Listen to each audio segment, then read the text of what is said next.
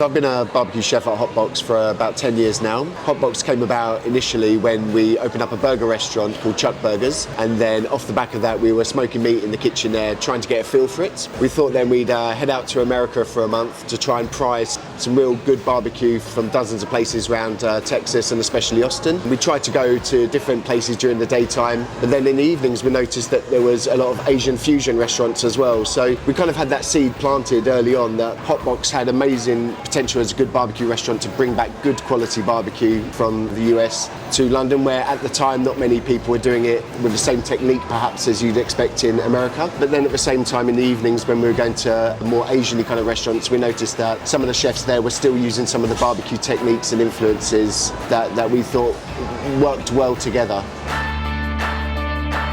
I guess we just follow a process that we've developed over years essentially. Most chefs in the kitchen, you can practice a dish, 2 or 3 times before service, make sure you get it right. With barbecue, you've only really got that one day to hope that you've got it right. So I guess by a combination of trial and error, eventually, we got to a good product. But I think there's a few things in the process. Creating a good rub, getting a good smoke, so a combination of lumpwood charcoal and oak, solid oak. Having a decent amount of fat content in your brisket, and especially with the Wagyu that we've got for Bone Daddies, there's a great bit of marbling that runs through the meat. So as that meat's smoking, the marbling fat is just melting gently throughout the cook period. With the result, you've got a nice wobbly brisket, a decent black bark, and then just a juicy tender meat.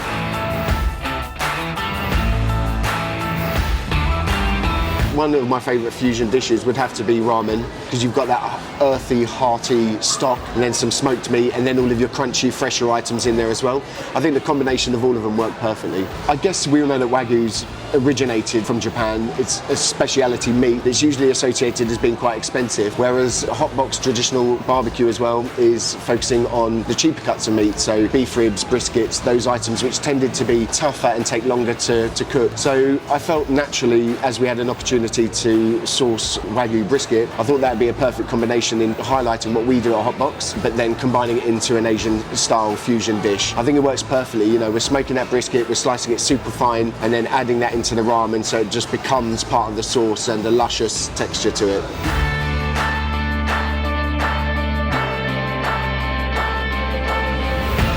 You can find us at Market Hall, Victoria site and West End, just off Oxford Street. So they're small sites with communal seating, and you can get a selection of different traders, but obviously Hotbox is the one to go to for some really good brisket, pork ribs, pulled pork, and burgers and fries. We've got coming up in the future a new restaurant hopefully, which will be somewhere central in the Soho area, so look out for that one. The Bone Daddies Hotbox collaboration begins 1st of March and finishes 30th of April.